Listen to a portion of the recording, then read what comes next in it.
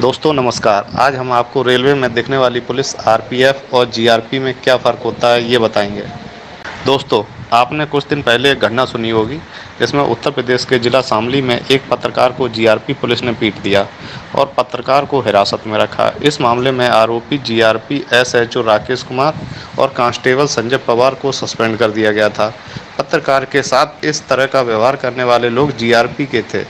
अब आप आज यह जान लें कि जीआरपी और आरपीएफ क्या होती है। रेलवे में दो तरह की पुलिस काम करती है। पहली गवर्नमेंट रेलवे पुलिस यानी जीआरपी, दूसरी रेलवे प्रोटेक्शन फोर्स यानी कि आरपीएफ। आज़ादी से पहले प्राइवेट रेलवे का कॉन्सेप्ट था। रेलवे की सुरक्षा के लिए चौकीदार रखे जाते थे। चौकीदार को पैसा देकर रेलवे की सुरक्षा के लिए बुलाया जाता था। आज़ादी के बाद भी वही पुराना कॉन्सेप्ट चलता रहा, लेकिन 1957 आरपीएफ एक्ट आया और रेलवे प्रोटेक्शन फोर्स बना। लेकिन इस दौरान जीआरपी का कॉन्सेप्ट भी चलता रहा। जैसे एयरपोर्ट पर सीआईएसएफ काम करती है, उसी तरह रेलवे में आरपीएफ काम करती है।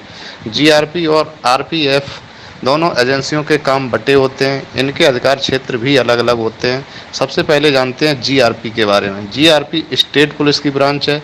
रेलवे का मानना था कि रेलवे के तहत होने वाले क्राइम को लेकर यात्रियों को थाने तक न जाना पड़े, इसकी जगह थाने रेलवे के तहत आ जाएं।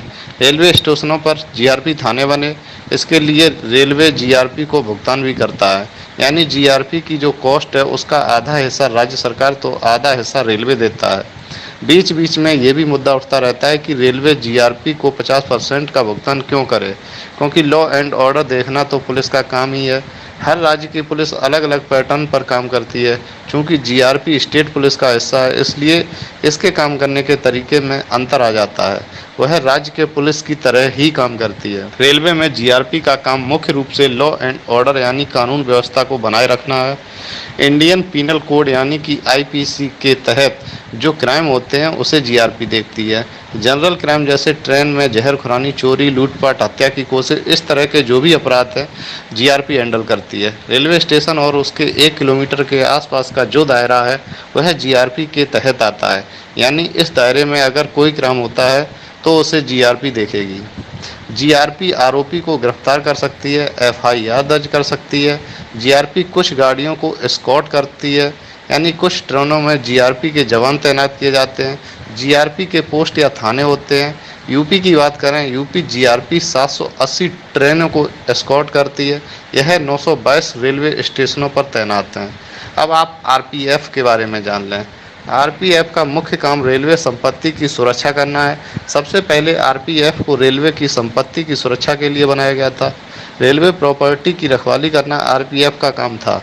लेकिन ये हुआ कि ये कैसे हो सकता है कि आरपीएफ रेलवे की सुरक्षा करेगा लेकिन रेल यात्रियों की नहीं। फिर इसमें बदलाव किया गया। 2003 में आरपीएफ एक्ट में अमेंडमेंट किया गया।